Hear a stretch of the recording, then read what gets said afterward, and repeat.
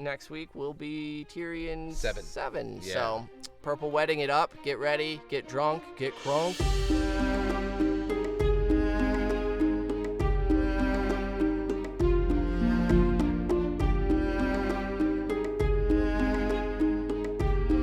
What up, and welcome to another episode of Brotherhood Without Manners, your favorite full-spoiler reread podcast of George R.R. Martin's A Song of Ice and Fire series, hosted by none other than your favorite of us, Nate, Nathan, Nate, whatever you want, and my brother, Zach. I'm Zach. I don't know what to do with my hands. Don't pick on me. I started this intro with my hands not where they should have been. I had my hand. We're not a visual show. I had my hands held up the whole time he was doing his intro just to be a dick.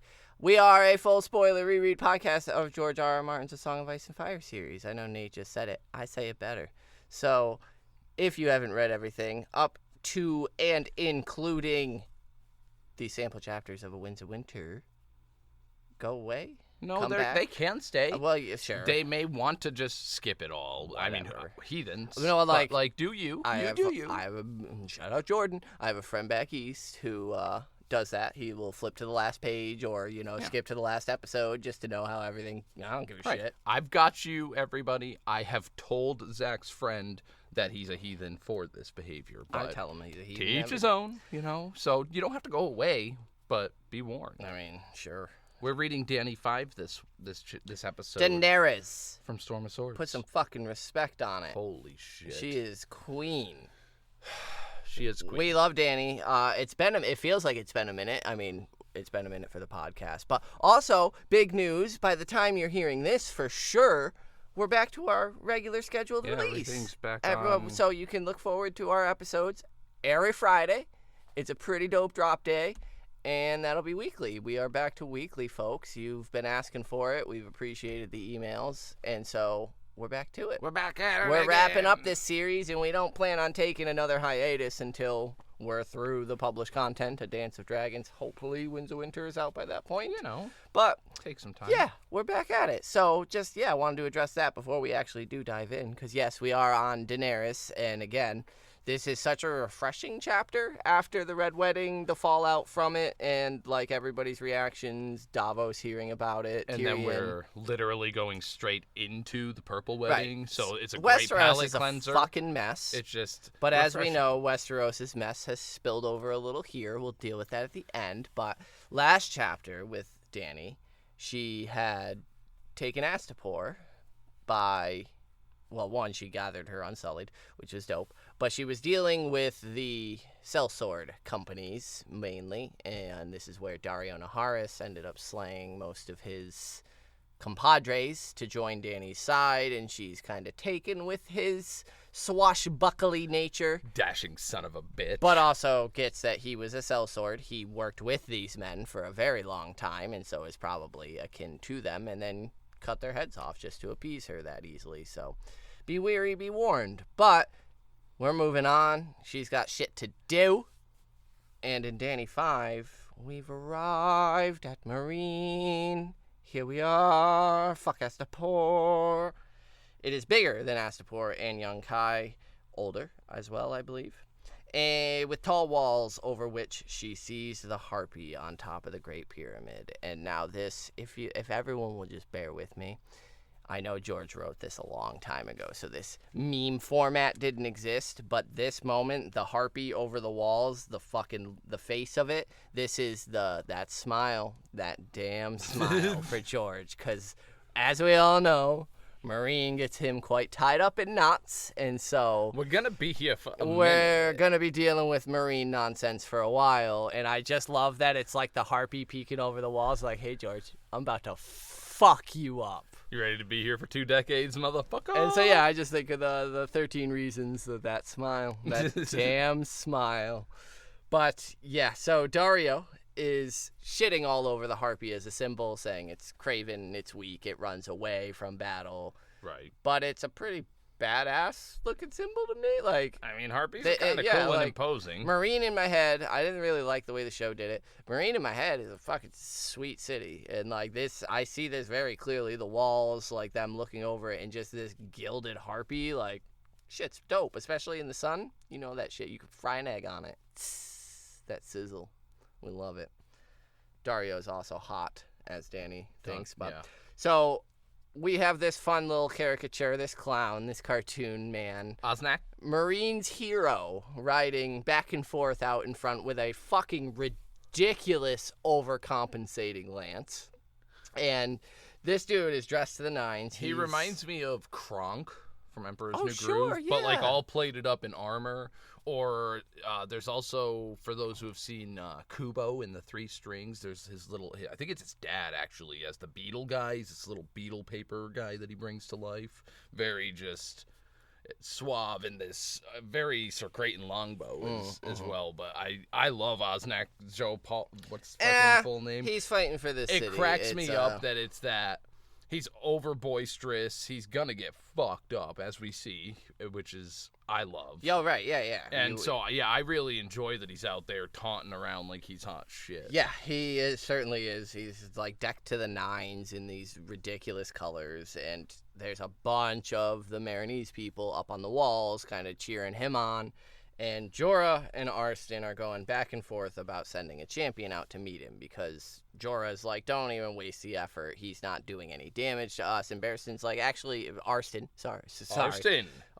We don't know. Is nothing. like, he actually is like damaging morale. Like, the longer he goes unmet, it kind of makes us seem weak in the eyes of the common folk, which we are learning is very important through this book. And so public image matters, and Dany is kind of writing that off, but like she's not, because she does. She's hearing both of them. Yeah, she does answer the call of like she can't let this continue, but immediately the Dothraki, her blood riders, are like, "Yo, Khaleesi, let me. I got you. I can let me just. I'll do it. Like, And- we'll just head on out."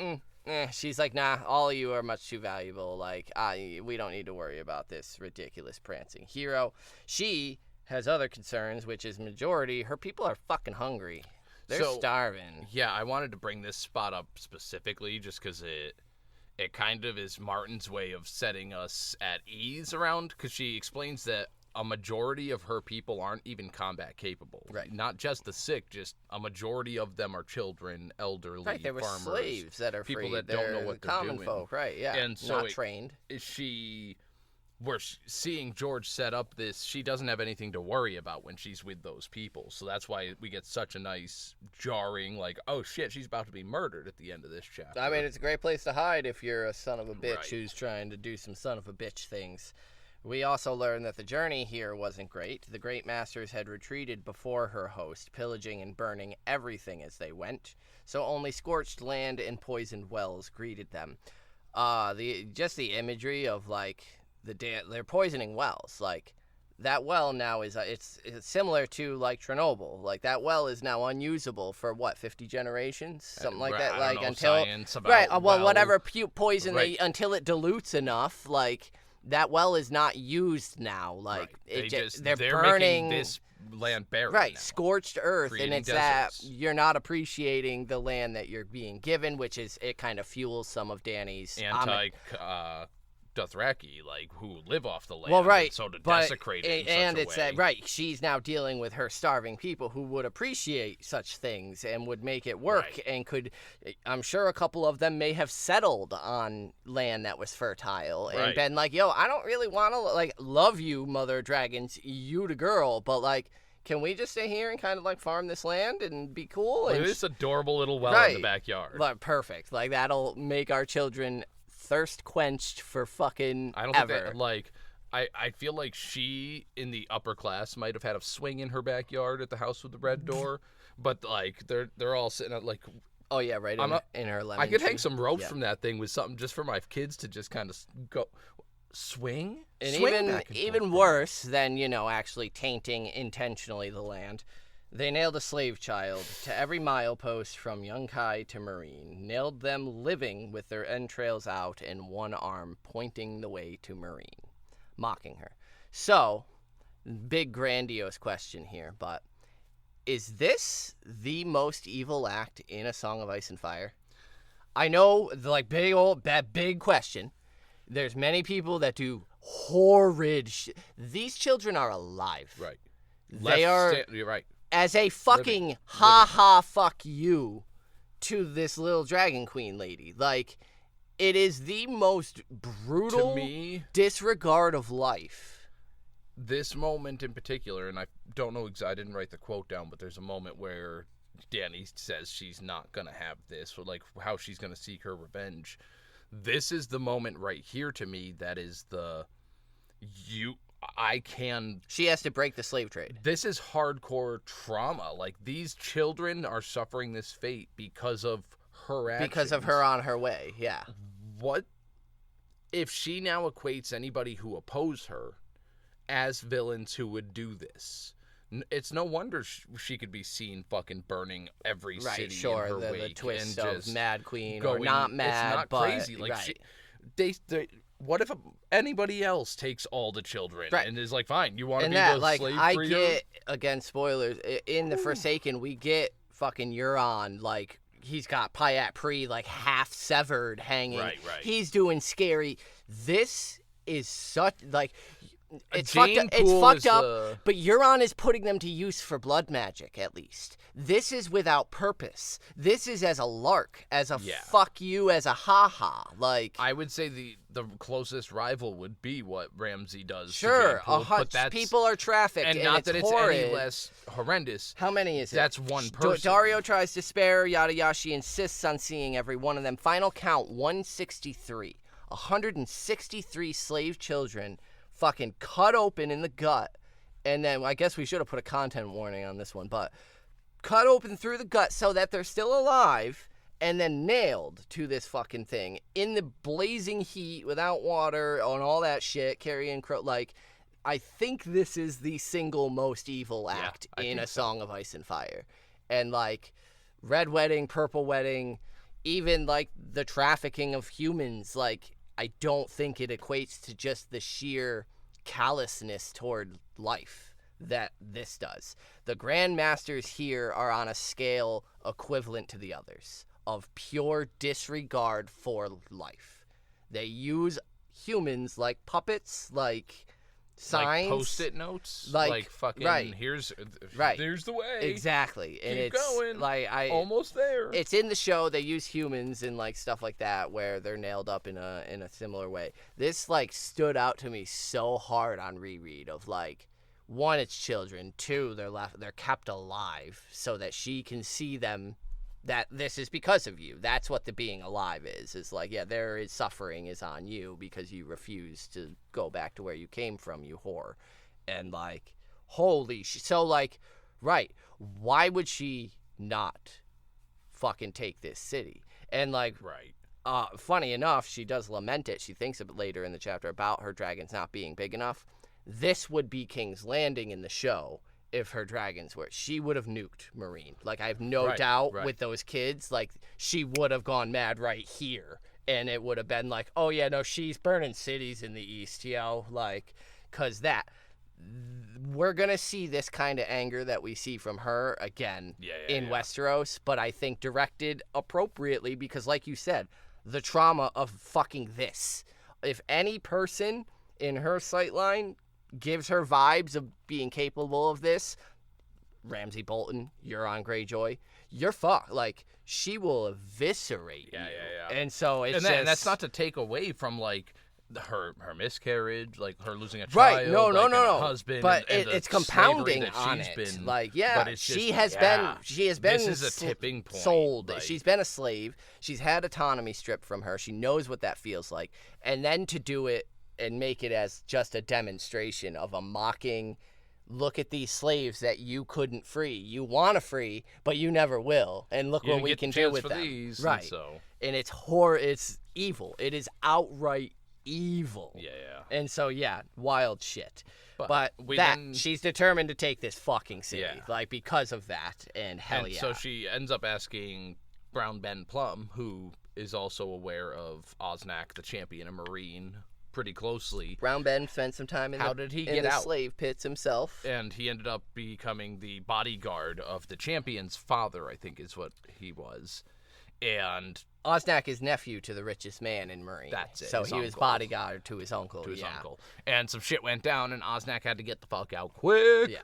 And he did so by slinking through the sewers. Brown Ben needed to get out quick. Who did I say? Osnak. Oh, so yeah, Osnak my slayed bad. like Brown Ben's like buddy. Yeah. And because they got into a disagreement, and like Brown Ben was like, yeah, they're gonna kill me too if I don't dip. So he dipped out, as you said, through the nasty rank ass sewers. And he explains to Dany, who is trying to consider if it's an option for taking the city, that it is a horrible mess. First of all, where it can go over your head in just.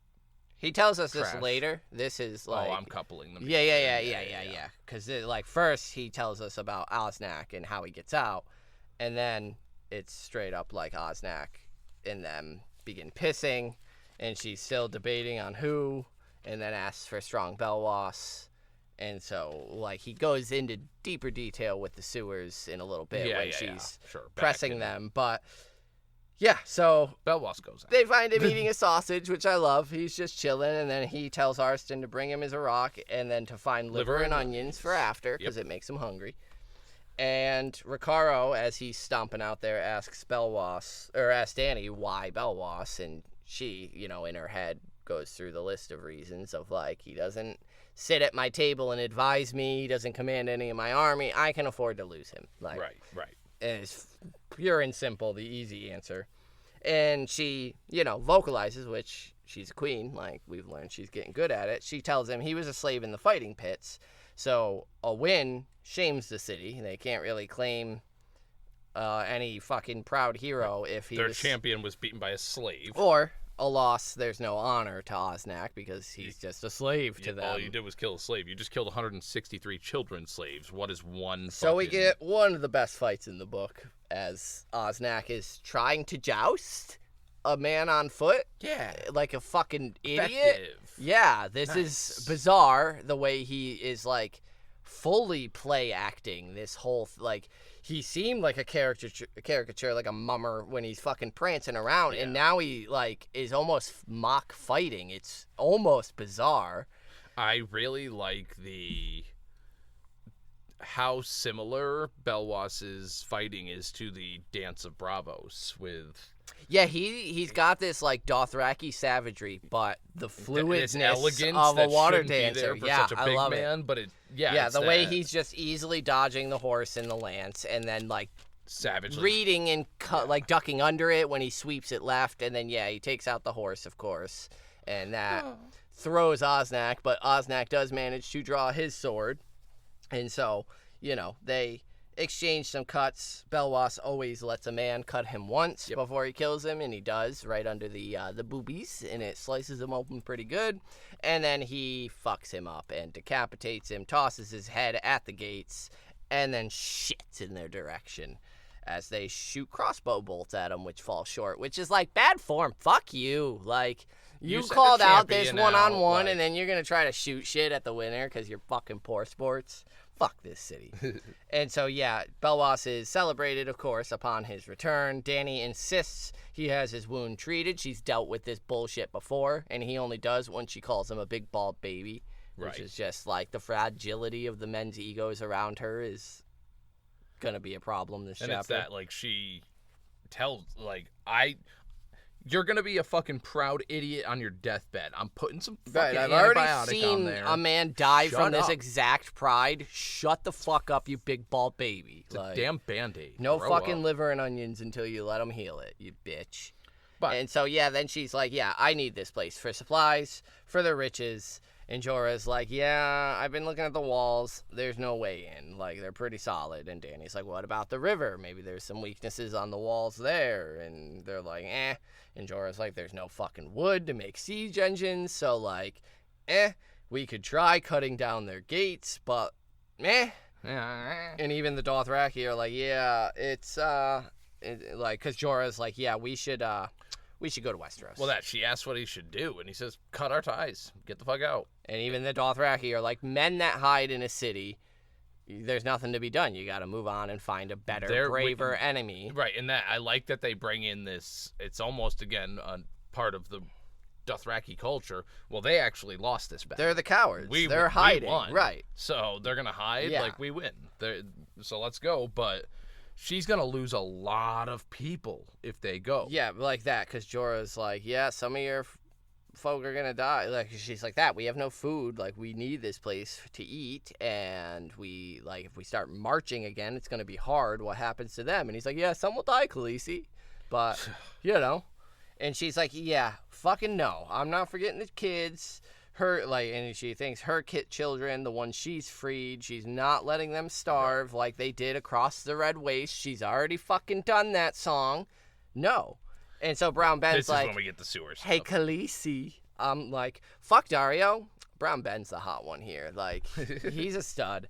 He's like, yeah, you know, remember the nasty-ass sewers that I had to crawl through? Like, it's awful. It's labyrinthine. And there's rats and other worse things in there. What is worse things? Question mark. What are worse things? Basilisks, maybe? I mean, sure. Like, sure, yeah. Something, you know, nasty with something, like something adjacent to that. I don't quite think basilisks, but like something in that realm. Gross. Yeah, something, I don't like it. I don't like that little detail. But Dany's like, all right, let me think. Get out. Yeah, all of you. I like this little bit because as he's leaving. This is the reason for a lot of theories right here. This scene exactly. As Brown Ben is going, he's scooching his way out. Little Viserion flutters his way over to Brown Ben and perches on his dang head. Awkwardly, but adorably. And, yeah, Dany's like, ha ha ha ha, he likes you, Ben. And he's like, yeah, he probably should. I have a drop of the dragon's blood myself. And she's like, oh shit, you? Wait, you? And he explains that some old plum married some dragon princess back in some King Aegon's time. And she's like, well, there's been five. So, and he's like, oh, I couldn't fucking tell you a number. Like, hell no. Though, yeah, he has no idea. So this is Lord Ossifer Plum, who married, turning my page here, who married Queen Olenna Targaryen during Aegon the Fourth's rule. So he then, you know, mentions that he was famous for having a 6-foot-long member, and Dany's like, surely you mean inches? And he's like, oh no, your grace, like, otherwise, you know, 6 inches isn't worth much bragging about. Right. But we learn that this rumor is because Ossifer, while consummating the marriage, got Olenna with child, but also died. And so, basically, he got her pregnant. Oh, you it's son of a me bitch. This time. Ossifer got Olenna Targaryen pregnant from beyond the grave is the joke, hence the 6-foot member. But it turns into a crude joke through history, which I like. Yep. But I like that this moment, like, bonds them a little bit. And Dany actually lets out a genuine laugh, and he's like, all right, I should go check on my second sons, which also I think is another, like, kind of, I should go check on my second sons, where Dany's sitting here being like, my children, my children. So it's this, he's almost in this fatherly paternal role, and I think it's an interesting mirror. I didn't think about that. That's but great. I really like that little scene with them, that exchange. And is Brown Ben gonna be one of the writers? Right. One of the heads. We she know thinks about it too. In the Winds of Winter chapters that he is currently poised to switch sides yet again, because he does betray her, and she takes it pretty hard. Right. But it seems like Tyrion has talked him back into flipping for her again, and so that'll be fun. So her thoughts, yeah, she laments her dragons being so little. She's like, damn, if you guys were bigger, like, I'd be fucking blazing this place up. And then she's like, who else? But you know, who would ride with me? Because 3 heads has the dragons, and I only have 1 head. You know what I need? I need a hot man. I need a head. I need a Dario. And so, yeah, she starts thinking of Dario, the way he brought her flowers each day to help her learn the land. I think that is fucking stellar. I really like that little detail, actually. And how he tried to shield me from the children, and he's been fierce in his devotion to me thus far. And then she starts to think of what it'd be like to kiss him, and starts comparing him to Jorah, and then starts thinking about marriage and what it would look like bringing a sellsword into her bed. And then she's like, what the fuck am I doing? I need a shower. I need some air. So yeah. she's like, yo, Missandei, get my silver ready and get yours. And Missandei's like, and your blood riders? And she's like, nah, Arston, like, he'll shut up. We're just staying in the camp. We chilling. We're good. And this is, again, back to what I had said at the beginning of the episode. She's like, we don't need anything. The old man with his cane is more than enough. Because he won't talk. Like, he'll just sit there she's not at all thinking of protection. Because she doesn't need protection. Right. And so it's that. The old man's fine to have as an escort. And so, yeah, again, we're completely set at ease as she's just heading out to... Yeah. Just a ride. They ride out along the shoreline from the burned olive grove that they're in. I do believe there's some symmetry symbolism in olives, but like I couldn't be bothered to look it up. I like olives. I don't. The Dothraki are bathing. That's right. Yeah, not the Dothraki. Excuse me. The Unsullied are bathing. Yeah, she passes them drilling and bathing. Again, she just they're very that clean. They're very clean every day. They're prompt, and no matter what, even if they don't have water, they'll wash with sand because the Dothraki way. Cleanliness is important. And that I like that this supreme fighting force has adopted different techniques. Scourging hot sand, fucking washers, scouring. Ouch. They don't feel pain like other people. Maybe we're in the book, so like maybe legitimately they drank Shade of the Evening or some potion to dull magic. Possible. And magic has been flaring up in the world again, so who knows? Maybe they do feel a little less pain. But yeah, they're riding the shoreline. She sees her ships out at sea. Well, Illyrio's ships in truth, but she wasted no fucking time renaming them all the dragon names, and then notes that, LOL, they're his ships, but I renamed them cooler dragon names. And then she's like, but also, like, the ones I named happen to be gods in Valyria before the Doom. So, like, I'll suck on that. And then... Tell me I can't. Tell me I fucking can't.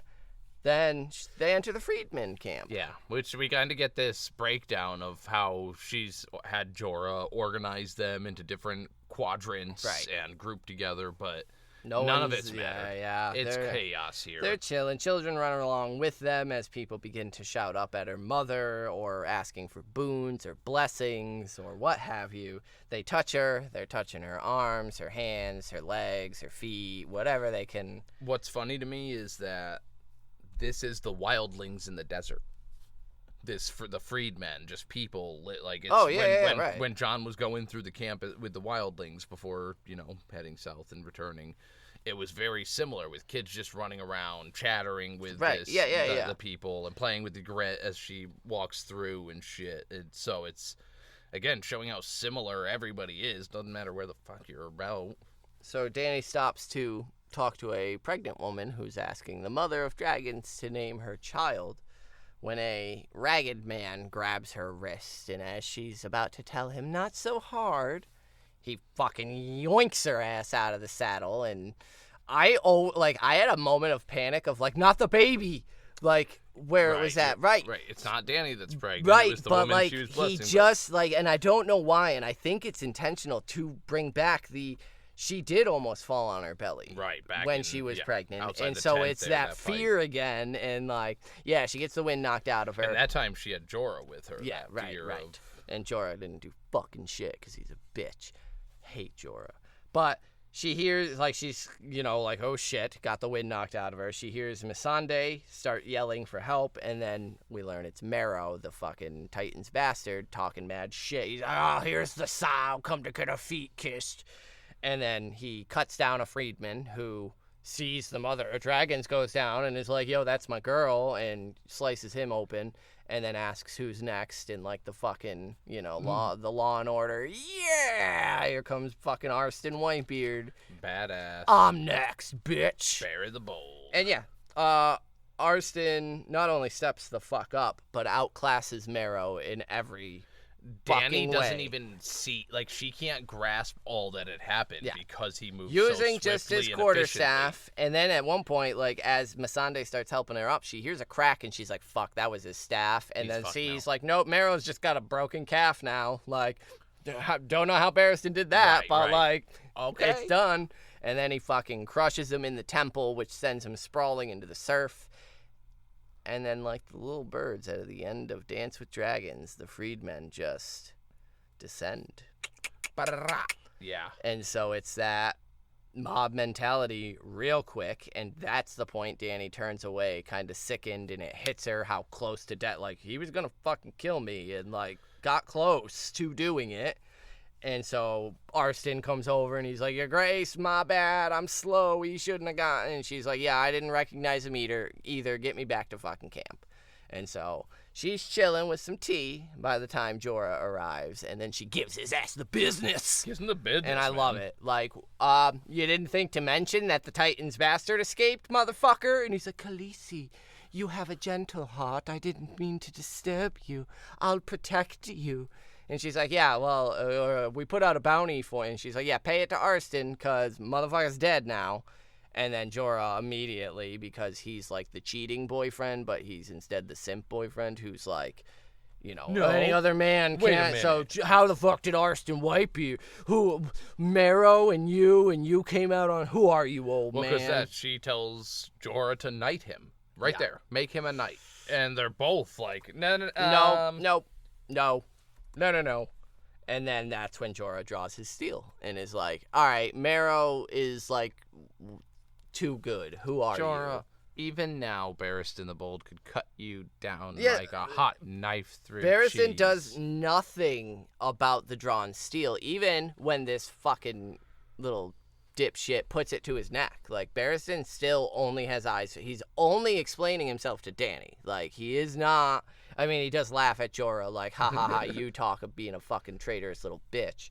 But he lays it out for her, of like, my queen, I never, like, intentionally deceived you. I just kind of worked around shit and manipulated it in my favor. Like, okay, bad start. Bad opening, Barry, I'll be honest with you being like, I told you no outright lies. Like, motherfucker, yeah, you did. Like, you straight up were like, yes, many men have called me Arston in the last 3 months. All of a sudden. Wink. Like, no, you fucking lied about your name, my guy. Like, all right, Barry, stop, for one. Bad opening. But then he gets to the, like, even worse, I might even now still be serving the Lannisters if the boy didn't send me away. Oops. That's fucking strike 2. Like, you suck at this, Barristan. Like, horrid fucking appeal here. That one's on the charisma check, and then bro. it's, then I realized once I no longer had the job, that the job I should be having is serving my true king. That's half a point that's preventing me from having Jorah finish slicing into your throat. But holy shit. What a fucking weak-ass argument. And then, yeah, this is Barristan Selmy. Jorah outs him as Barristan Selmy, the one who fucking worked with Robert to sell your ass to the wolves. And that's when he's like, fuck you, Jorah. Well, because he also then mentions that I fought on Rhaegar's side during the fight of the Trident. Like, don't get it fucking twisted. And you were on the other. So... Don't get it twisted, motherfucker. And that's when he outs the spy in her midst of, we want to talk about I was secrets. on Robert's council, but, like, we want to talk about mothers. But he's like, yeah, I was on Robert's council, and I heard a lot of shit from the mouths of a certain little cuntwad here. Look at this guy. And Dany immediately is like, because he tells her, since you were married to Khal Drogo, you've had a fucking whisperer. And she immediately is like, you say psych right now. Say psych right fucking now.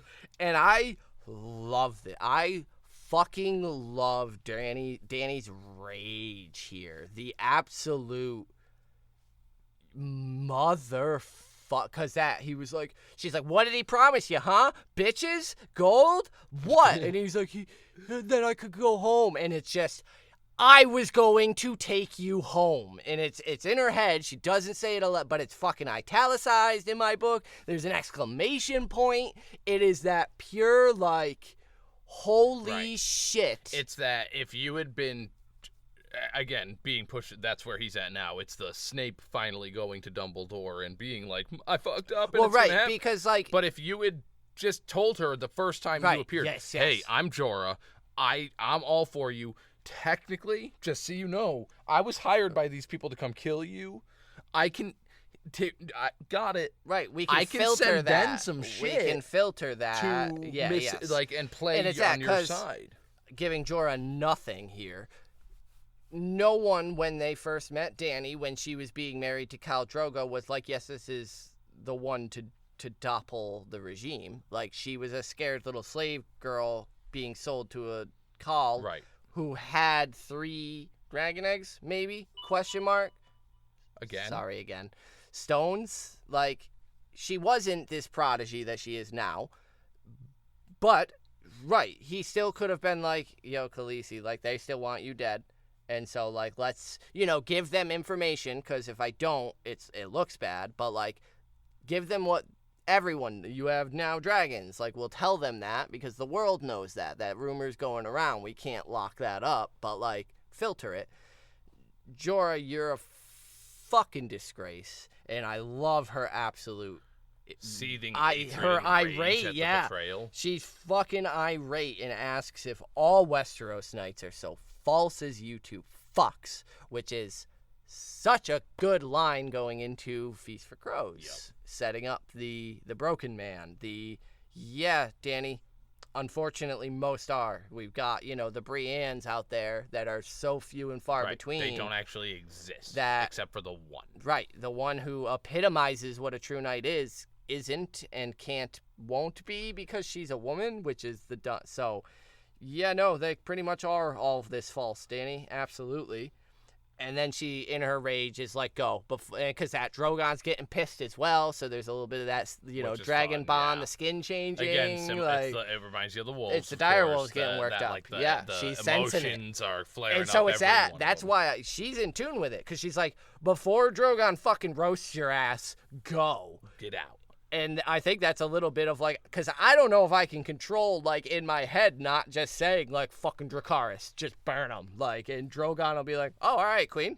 Sweet. So, Barristan all fucking sad and pitiful, which, like, I liked you on my first read, Barry. I'll be honest. I ain't vibing with you on this one. Like, you're kind of lecherous about Ashara anyway. And then this pathetic ass appeal was just bad. You're my last option, so I came here and lied about it. Yeah, sure. Like, because now that we're pretty much there at the end anyway, it's that he was still the epitome of the order that he gave to. Yeah. And so... I don't blame him for serving Robert and everything. I was in my order. I can't go against my oath. I would have died for it. Like, as my king lost, if they killed me, then that's what happened. But the king who succeeded through conquest forgave me and let me keep my position. Right. They got rid of me. If it was you that came and killed them and I was in the order, I would have fought for them. But if you forgave me because I was doing my job, then I would have done that same job for you. And it's... Right, Your Grace, you don't understand the chaos that was that time period. Like, I think I chose wrong now, seeing what's happened to the realm? Abso-fucking-lutely.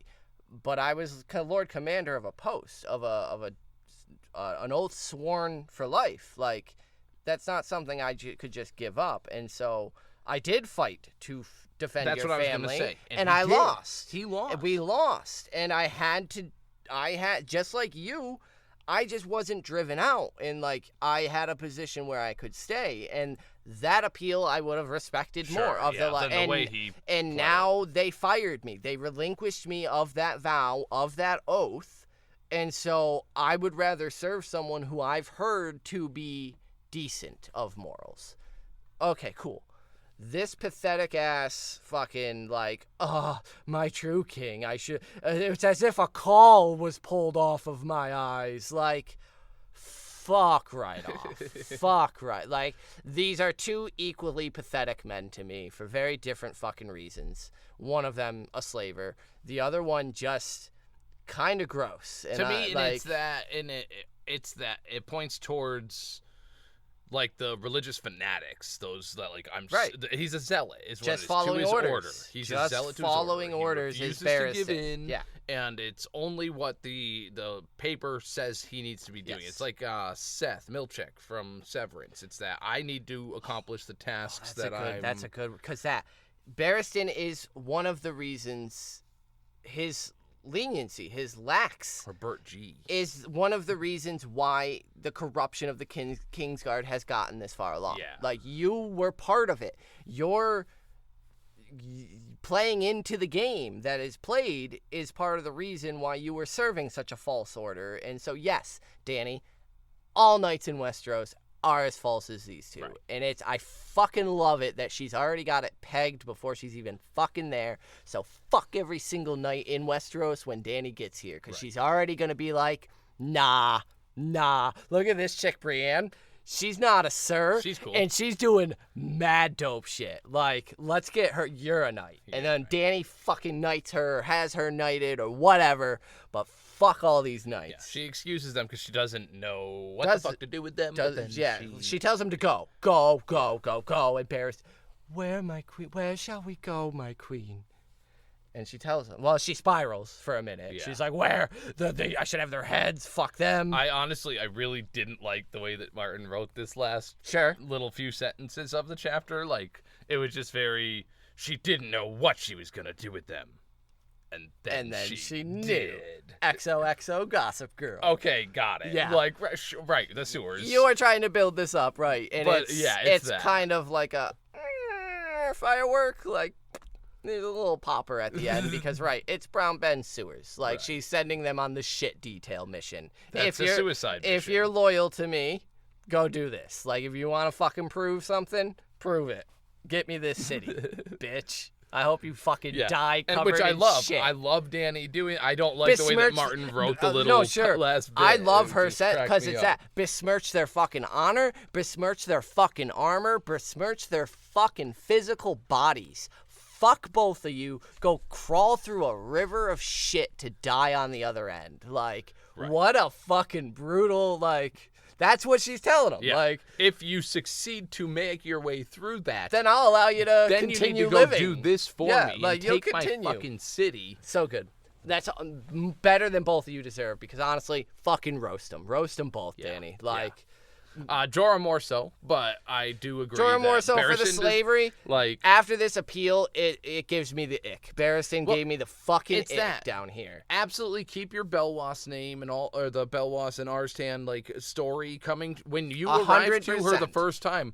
Hey, can we talk in private? I'm going as Arstan, but I'm Barristan Selmy. That's who I am. I got almost murdered in King's Landing.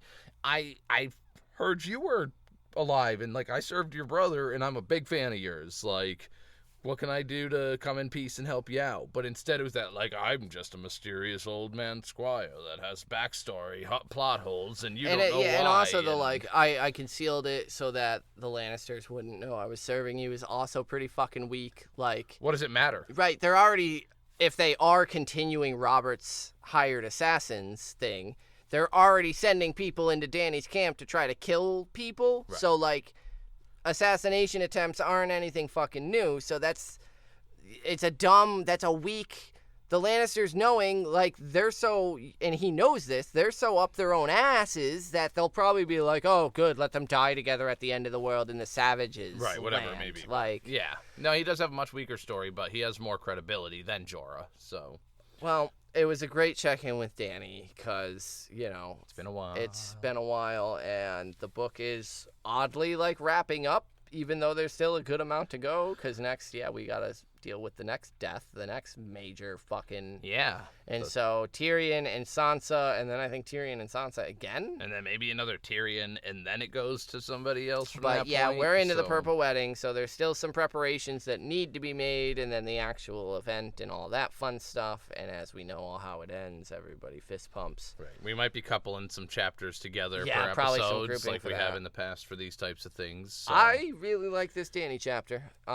I really like this Dany Again, chapter. like we said at the start, it's very palate cleansing. It was refreshing to go and check her out and see what's happening over here. Fucking rage inducing. And it's a like, hardcore chapter, holy shit. Yeah. It's a hardcore chapter. And fuck these two pathetic assholes at the end. So that was us. You can, of course, reach out to us if you have thoughts, feelings. Yeah, you can email us withoutmannersbrotherhood@gmail.com, or like most people, just comment on our stuff on Spotify. And now that we're YouTube. active again, I don't feel bad. Rate and review the shit out of us. Get us more eyes, ears. Right, subscribe, all that. All the, stuff. And wait for us every Friday. We'll be dropping a new episode. Next week will be Tyrion 7. Yeah. So, Purple Wedding it up. Get ready. Get drunk. Get crunk.